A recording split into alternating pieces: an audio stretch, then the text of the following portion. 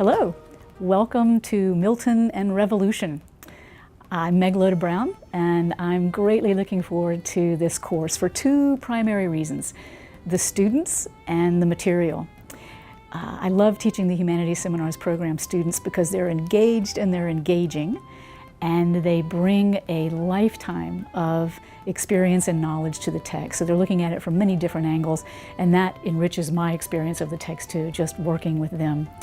And the material, discussing Milton's works is my idea of a good time.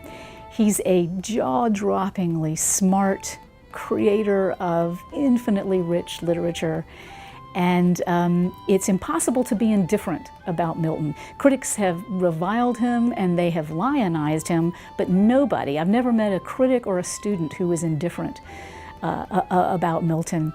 One of the high points of my career was I was teaching a class of undergraduates, teaching Milton to a class of undergraduates.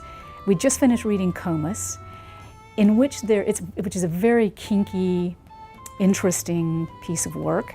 And there's a line in Comus at the end of the Mask that's the main speaker's kind of moral of the entire piece. And he says, "Love virtue, she alone is free."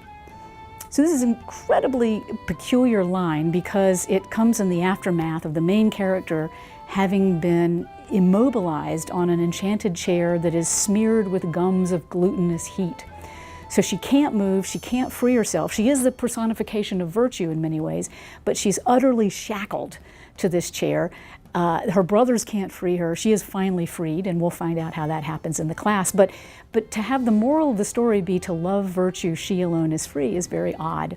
Anyway, we took a break in the middle of the class, and in the women's bathroom, on the stall was scrawled, "Love virtue, she alone is free." And I thought, this is as good as it gets. This is the apotheosis of Milton as public graffiti. So you can't be indifferent to Milton, and you'll learn that in this class. We'll also consider Milton's powerful sense of his mission as a poet. When Milton was in what we would consider high school, he resolved to become the poet laureate of the English nation and the spokesperson of God.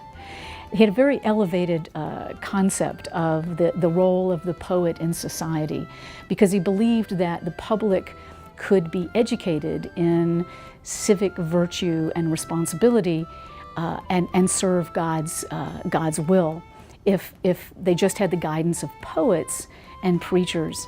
So he believed that he was on a mission from God as a poet.